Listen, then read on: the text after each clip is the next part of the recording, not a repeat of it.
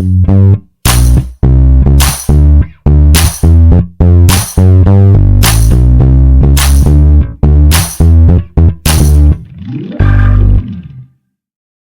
do believe that ultimately we collect ourselves.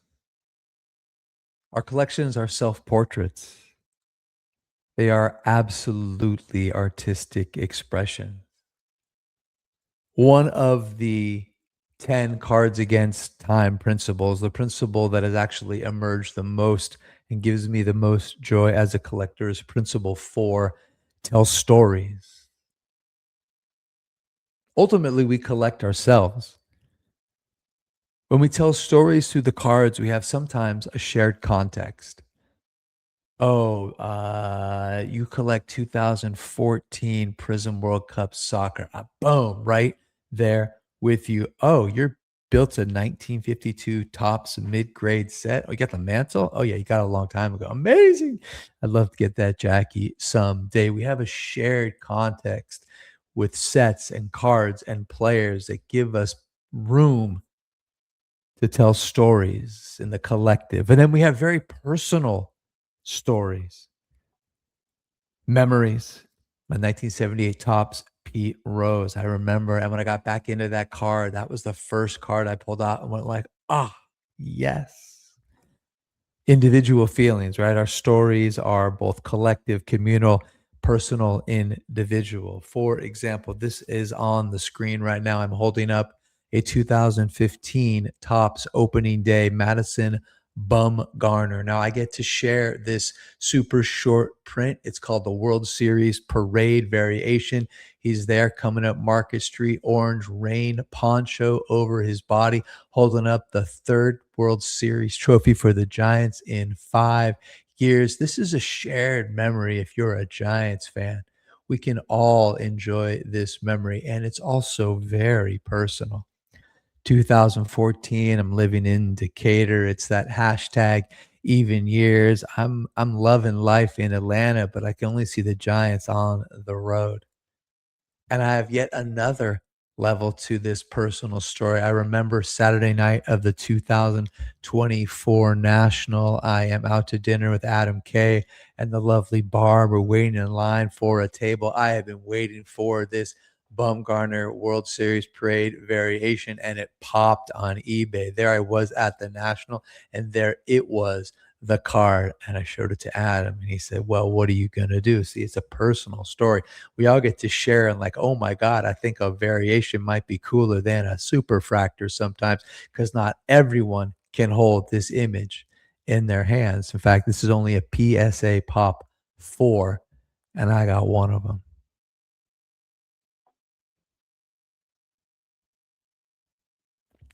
It's the stories that I care about the most. It's the story that Adam said, come on, man, don't send that guy an offer. Do you really want to lose that card? What's it going to be over? You want to let that card go for $100, $50? Get that card. And I got that card, and I am grateful to this day. We have stories that are ours, and we have stories that are just ours. The shared and the individual. It's the stories that I care about the most as a collector. Ultimately, we collect ourselves.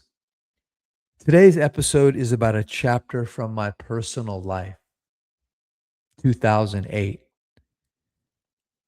the single most challenging and transformative time in my life. Today's episode is about a life and about an experience that changed me. Today's episode is about also a player who took his team, his city, and took me on a magical ride of pure escapism. Today's episode is first about a challenging, transformative time from my personal life, an experience that changed me forever. Today's episode is also about a player who took his team, his city, he took me on a magical ride of pure escapism during that challenging time. And finally, today's episode is about a very special card that captures the story for me of that time, of that player, and of that unforgettable chapter in my life. Welcome to the Rated Rabbi Sports Card Podcast Season 2, Cards Against Time. This is episode 18, a one of one life. As always, I appreciate it if you like, comment, and subscribe on YouTube. Leave a comment on the pods, Apple Podcasts, Spotify. You know, I took a circuitous route to the rabbinate. I'm a second career rabbi, something I'm actually quite grateful for. Life is a little bit cooler when you've lived it a little bit more. 2007, I was finally able to get school underway, moved with my wife and our then 4-year-old daughter to Jerusalem. While there, my wife got pregnant. At the 20-week ultrasound, the OB said there's a problem. My wife was pregnant with a daughter who actually named herself just a week earlier, maybe even days earlier. My wife had a dream, and this unborn child came forward and she said, "My name is Tikva, and I'm a girl." Tikva in Hebrew means hope. So Tikva at 20 weeks was diagnosed with a congenital diaphragmatic hernia. What that means is that muscle wall, that diaphragm that forms in utero never fully formed, which allowed her larger organs, the lower ones, particularly her liver, to migrate upward into her chest cavity, which kept her lungs from developing in both size and complexity, and also pushed her heart to the other side of her chest. It should be center left facing out. Instead, it was center right from her point of view. So from years and years of dreaming of going to rabbinical school and putting in, ultimately it was 7 years of sacrifice to finally getting it off the ground. Life said, well, that's all fine and good, but there are lessons you don't learn in a classroom. There'll be time for that study, but you're going on another ride. I mean, 1 minute you're at the store. Should we get salmon or fish for dinner? The next, we were making plans to go back to San Francisco. We had to put all my dreams on hold. No regrets, though. Went back to UCSF, University of San Francisco, and we had nothing at this time. Before we left, I was going to go to school in Cincinnati, and my dad and I had driven everything from San Francisco to Cincinnati and put it in storage. We rented a furnished apartment, so all we had was the clothes on our back. I want you to know something, 2 things off the top. Number 1, people are good. People from our spiritual community, but also from so many other spiritual communities, total strangers, people stepped up, helped us furnish an apartment. My auntie and uncle helped us find a place to live. It's just the timing was unbelievable. That's the first thing. I want you to know that people are good. People want to do good. People want to be kind. People want to be generous. That's the first thing. The second thing is, in life, sometimes you have to let them. You have to be able to receive. You know, it's much easier to give than receive, but sometimes in life, you got to let people help. In the months leading up to Tikva's birth, I was back in San Francisco and I had to restart my personal training business. I did that, and I just it was such a big moment. I remember one day walking in Golden Gate Park. We were living not too far from the park, and I remember walking out towards Ocean Beach, to Ocean Beach, one of those perfect, foggy, gray days that you only really appreciate if you're from there. And I remember the wind, and I remember putting my arms out to my sides like that. I remember looking up at the sky and just saying, "Help." Never in my life has the veil between heaven and earth felt so permeable. This ain't about religion. This is about connection. This ain't about God. This is about alignment. This is about such an overwhelmingly big moment that all you can do is take your paddle out of the water and float downstream. Hold the vision of your child being okay. Love your family, love your wife, love your already 4-year-old daughter and just go with the flow. Tikva was born on June 10th, 2008. And as we expected, as we knew she would be, she was unable to breathe. We knew she'd be born very sick. And right after her birth, right away, she had to be intubated. We were at UCSF up in the NICU. The NICU, I hope you never go to the NICU. The NICU has 3 wards. It has the first ward. You're not ready to go home, but it'll be all right. It'll be all right. Second, more serious, right? Could go better, could go worse. Third bay, the back bay of the NICU, as far as you could be from the elevators. That was the oh my, oh my, oh my. So Tikva, all of us were in that back bay, bay number 3. I think there were 4 beds. We were all the way in the back corner. So the seriousest, most serious of the serious of the serious is where we were. My God, the intensity. I mean, to be there between life and death, it's your child in the NICU. And yet there was a grace to it, a beauty to it, a clarity to it, an alignment to it. From the outside looking in, you might think tragedy, but it wasn't tragedy. It was something else, something actually quite ineffable. From 2005 through 2019, 14 years, I was a serious fantasy baseball player. When one league wouldn't be competitive enough for me, I joined another league and then another league from Yahoo and CBS, and so into it, won 5 titles and just kept going. And then one day near the end, I realized that I was standing in the bathroom checking my phone. I didn't need to use the bathroom. I just wanted to see the in-game highlights, just see the start of the game, just enough for my starting players to have had their first at bat. Did Jay Bruce hit a home run his first trip up? Whatever. And I remember standing there in the bathroom like, oh, this is addiction. And so I wound it down. Do I have a card addiction? Well, I sure like thinking about sports cards. So I wound it down.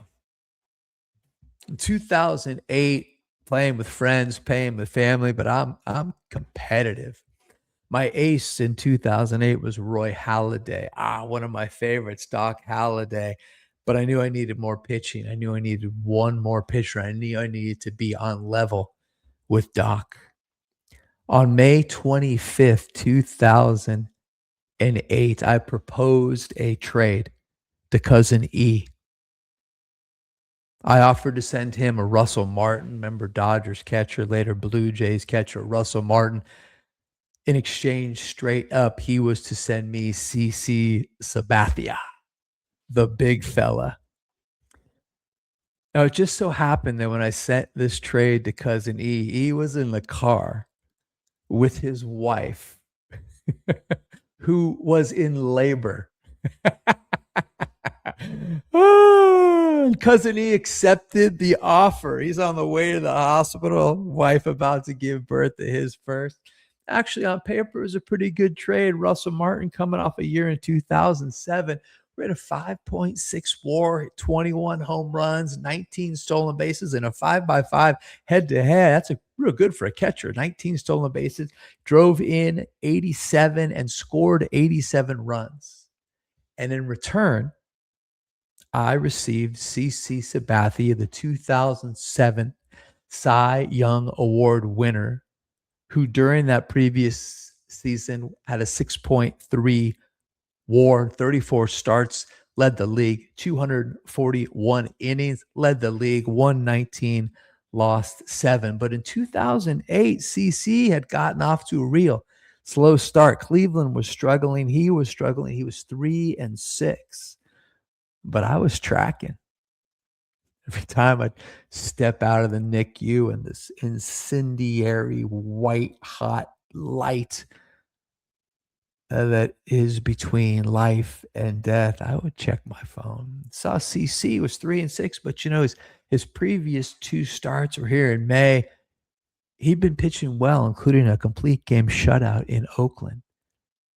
I get CC on the 25th. For me, he loses actually his first two starts, and then he catches fire. He wins one, two, three, 4 games in a row, including a complete game shutout of the Minnesota Twins on June 10th, 2008. CC Sabathia threw a complete game shutout on Tikva's day of birth.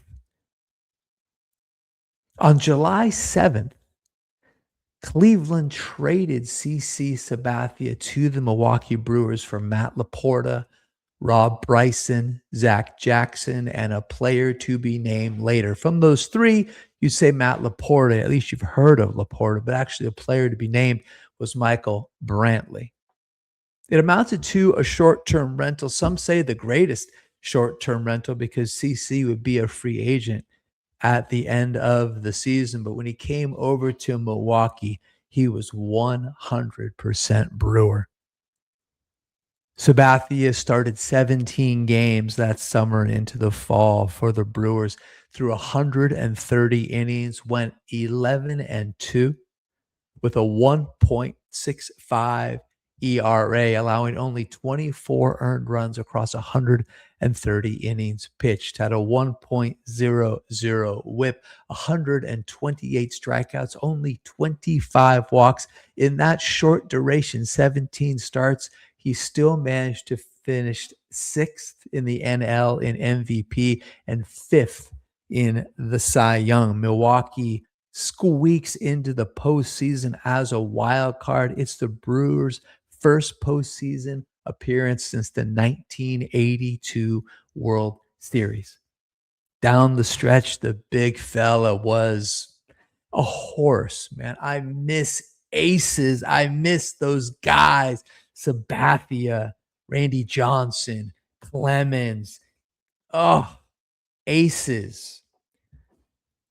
His starts 33, 34, and 35 were all on 3 days rest, man. Down the stretch, they're riding the big fella.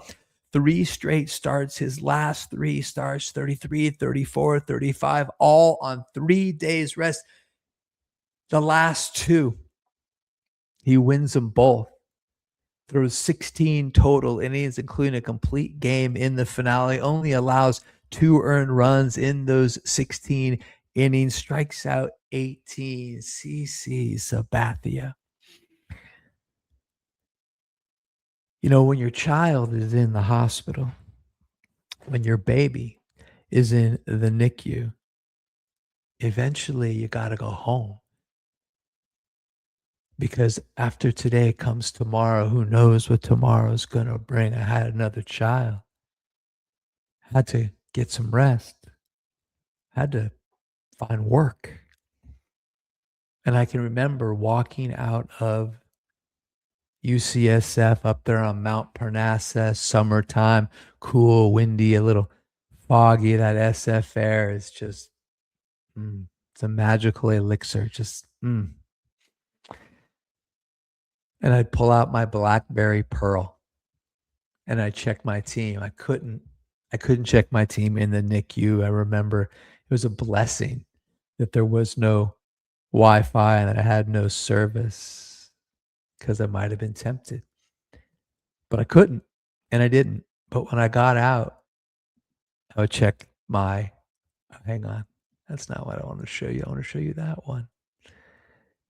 I would check my BlackBerry Pearl on the screen if you're looking on. I remember this, like my first real device, my first beyond a phone, had internet access, and I would check my phone to see what happened with my fantasy team, see how CC was doing. I remember this one stretch in July when CC Sabathia, right? This is peak time in the hospital. Tikva, one day she'd be getting better, and they would move her down to a little oxygen cannula or a CPAP machine, which is a little bit more intense. It was always just day by day, and I'd walk out of the hospital so emotionally exhausted. July 13th, I remember it was a Sunday. There was lots of parking. There was a complete game, gets a win against the Reds. 5 days later on a Friday, right here in San Francisco, another complete game, allows only 1 run, strikes out 10. 5 days later, travels to St. Louis. Another complete game, throws a shutout against the Cardinals. It was such an incredible escape. CC would win his first 10 decisions, actually goes 6-0 in August. Eventually, Tikva ran out of gas. Her lungs were too underdeveloped. It was all too much for her little heart. And it became time to let her go. And so, with the help of the doctors and the nurses, we were able to take her isolette. Isolette is like a little tiny infant hospital bed with all sorts of things. We wheeled her isolette out of the NICU and down into the elevator. And there was a garden a few floors down that was right off the pediatric oncology ward. I wish for you to know none of this, by the way. You should never know what a NICU is. You should never know what a pediatric oncology ward is, but it's a thing.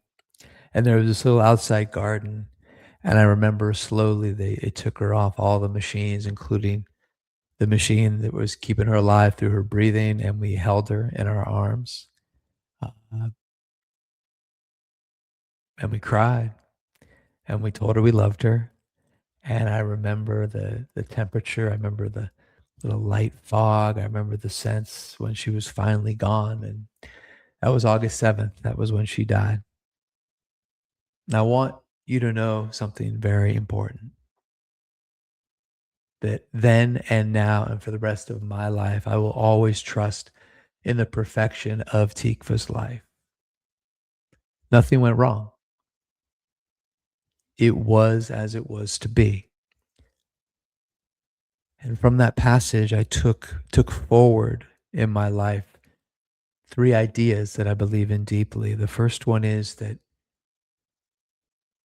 we don't need to be so eager to put life experiences into piles of good and bad, that desirable and undesirable is not a good way to separate the experiences. Ultimately, just experiences, and that gives us unbelievable freedom to choose, right? So I believe very deeply in the subjectivity of life. You and I can be looking at the same thing and be experiencing it so different. I have a 33 Gaudi Babe Ruth SGC1. Talk about subjectivity. If I hold it at a right angle in the right light, I can see that he has a heavy wrinkle. Goes all the way through the card, all the way through the Bambino's face. But if I look at it dead on, it's gorgeous and it's mine. And I choose to see it this way and not that way. The second thing that I learned is there's nothing to live up to. It's actually what I tell the kids when I give them a private blessing at the bar mitzvah. There's no God up there judging us with a clipboard, pissed off mood. Maybe he's got a headache, tired. Come on. There's nothing to live up to. We create that in our own minds. And finally, I learned that to love unconditionally. I learned to love unconditionally. Ultimately, to love somebody unconditionally is to say, my love for you is greater than my need for you to be alive. After Tikva died, after this white hot intensity, my life was in an odd twilight. All of a sudden, there was time and space, so much, not a void, but just space, because everything was all the time on. All of a sudden, there was space. There was no will she live or will she die. There was we know what happened. It's like a state of grace. So CC carried Milwaukee down the stretch. As I said before, their first playoff in 26 years, but like Tikva, CC also ran out of gas. The Brewers lost the divisional series to eventual World Series champion, the Philadelphia Phillies. CC started game two, only went 3 2/3, gave up 5 in the second, including a grand slam to Shane Victorino, the flying Hawaiian. And my fantasy team, we didn't win either. We finished second that year. In December, CC signed with the Yankees. He goes into the Hall of Fame as a Yankee, understandably so.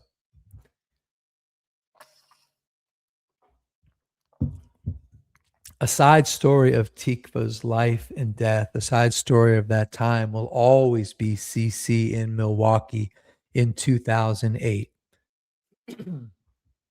That time, those memories. And so I wanted a card of CC Sabathia in a Milwaukee uniform. He has a small sampling. 2008 Upper Deck documentary as well. He's in 2008 Topps Updates and Highlights, which has a black out of 57 and a platinum 1/1. He's in 2008 Stadium Club. There's a photographer's proof in 99 and 50, also 1/1.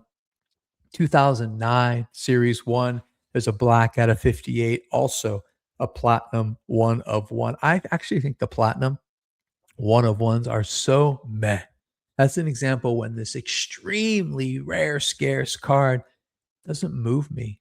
I don't like the color. The platinum is just like it's a very unattractive, especially when you think about the chrome offerings. I like the black in paper cards, but this platinum does nothing for me. In 2009, Topps Unique has some cool patches, but it's nothing that really excites me, and I don't really care for the product. So he's in Brewers uniforms for all of those. I wanted a card of CC to mark this passage I just shared with you. It had to be a Brewers card. I wanted his very best Brewers card, his very best card in a Brewers uniform in the catalog that I could acquire at this time. Now, I could have waited. I could have waited for one of those blacks, but I wanted it now. I always feel this closeness to Tikva between June 10th and August 7th. I wanted the card now. I want the card because this is where I'm at in my collector's journey. This is me telling a story. This is me creating another little facet of my self portraits. I wanted to create art. I recently opened to myself to patches. I did an episode about that Ultimate Collection, Ultimate Patch, Aussie. 2025, I discovered that Topps 5-star has some CC Sabathia patches with the Milwaukee uniform. My new friend here in town, Corey, is on Instagram at CLH Sports Cards. Follow him. He's amazing. He's a dynasty madman, has an incredible collection of Buster Posey. So Corey introduced me. I was influenced happily. Introduced me a little bit to Dynasty. I'd heard about it. I looked a little bit, but I never really began to appreciate until he introduced me to Dynasty. It's a cool product and it's the top product, and I'm eager to see what they do now with the basketball and the football licenses. And so I discovered that CC, while he had Topps Dynasty cards in a New York uniform with Yankees patches from 2019 to 2024, it wasn't until this year, 2005, that CC has both New York Yankees and now Milwaukee Brewers cards in the set. I wonder if it's the same jersey as Top 5-star. I got to think it is.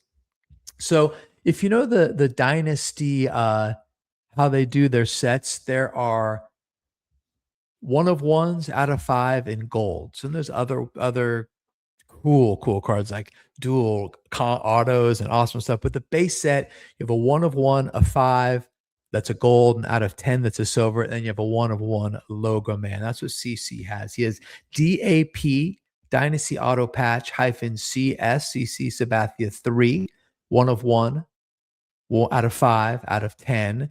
That's the Milwaukee one, it's horizontal, which is the prior one, because the other one is DAP, Dynasty Auto Patch B, so the secondary, it's vertical, CS3, 1 of 1, out of 5, and out of 10. So you've got 2 cards. The first one, DAP, is in a Brewer uniform. It's the primary card. It's horizontal. The second one, DAPB, is a vertical card, also 1 of 1, out of 5, and out of 10. And then the logo man. But the logo man is not in a Brewers uniform. It's a Yankees uniform. I get it. Way more collectors. So it's taken from a Yankee uni. So the very best card in the set is that DAP CS3, 1 of 1. I want to show you all 3 cards up here on the screen. Oh, what happened on my... Huh. There we go. So top left-hand corner, if you're listening, I'm going to describe, that's his logo, man. It's a horizontal card, Yankee uniform, hard sign signature right on the big fella's chest. You've got the logo man running down sideways on the card. Just below that is his DAP, Dynasty Auto Patch, horizontal. That's the one in the Milwaukee uniform. Similar, but he's smiling in a Milwaukee uni. Same signature. You've got a 1, 2, 3 color patch. You've got the blue. You've got beautiful gold. You've got white. Lots of cool, funky shapes. We're going to try to break down where in the Brewer uniform that patch came from. And then on the right, there's the vertical. That's DAP B, the secondary base card. He's in a Yankee uniform. It's a great card, though. I'm not going to lie to you. I think it's got a superior patch. It's amazing. It says Yankees, taken certainly from the shoulder. You won't be able to see it, but if you want to look on your own, I think that actually is the patch on his shoulder that's taken from and is in the card. He's got a great like fist pump. It's a great image, but he's on the wrong team. My memories of CC, my connection to CC Sabathia, and that time, it can only happen in a Brewer uniform. So those are his 3 cards. And for my money, that Dynasty card, that's his best card in a Brewer uniform. I'm not, and I get it, right? It's the first one. Okay, so it's got to be that platinum in the 2008. It's got to be that. Like, I don't want it. It's not his best card to me. It's not. I have no connection to them. The connection is right now. It lives through me. That memory and that time is right here and right now. And that Dynasty 1 of 1 is actually the card that I purchased in loving remembrance of that time.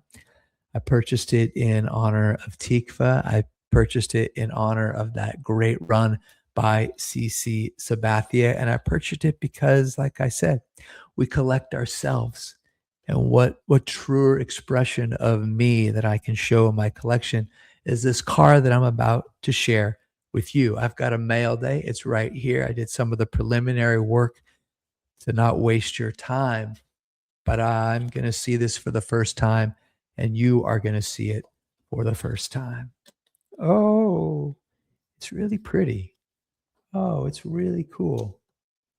The gold just really shines. Oh, right on. Hang on a second. I'm going to enjoy it for a quick second. Take it out of the eBay authentication thing. They come in those one touches that are sealed by Topps. I'm going to hold it up for you on the screen right now. There it is. That is the DAP Dynasty Auto Patch 1 of 1 CC Sabathia in a Milwaukee Brewers, taking me back to that time and place and taking me forward, a part of my life then and shaping who I am now. Wow, I get it. This is a beautiful card. It's a high quality card, thick, chunky, cool patch. Now let's take a minute and try to figure out where this patch comes from. Take a look if you're watching, right? What do you see? That sweeping loop, could that be the B? Could that be the R that going into the E? I don't know. What I'm going to do is I'm going to share an image of the Brewers uniform from that time. We're gonna break it down. Let's remove that. Let's show that. So on the screen is that Brewers uniform. I actually had this logo for quite a while. This image is from a game used jersey from 2010, but it's the exact same logo. Take a look at the Brewers. Take a look at that sweeping line that kind of sweeps across the bottom. And now take a look at the logo. Do you see in the middle, there's negative space that forms sort of a triangle, a closed triangle, which to me means it either comes between the W and the E and the R, or the R and the S. I zoomed in. There's two images. There's the full image and the close-up image on the screen, either WEER or R and S. Now, the only way you know that this is actually that way is if you think a little bit differently about the logo on the jersey and the patch on the auto and recognize that this card has a patch that's turned sideways. That's the line right there. That's the triangle right there. It lines up perfectly. What a beautiful, chunky three-color patch between the E and the R, the sweep of that swoosh underneath the Brewers. That's the card. That's the logo. It's mine. Very cool. Very cool. Hmm. Kind of fun. I spent about an hour on with Chat GPT this morning trying to do a little CSI on where on this jersey the patch came from until finally I realized stop looking at the colors and stop looking at the shape and look at the negative space, find the triangle. When I found the triangle, I found where the patch was taken from. Man, a one of one card, a one of one life. We collect ourselves. No matter if we're aware of it or if we're not, we're collecting ourselves. Why and how and who and what, they're just expressions of why and how and who, what we are. We collect ourselves. And I like to tell stories. I love to tell stories. That's all I've got for now. Be kind to yourself, be kind to others, and remember, it's just a ride. So long for now.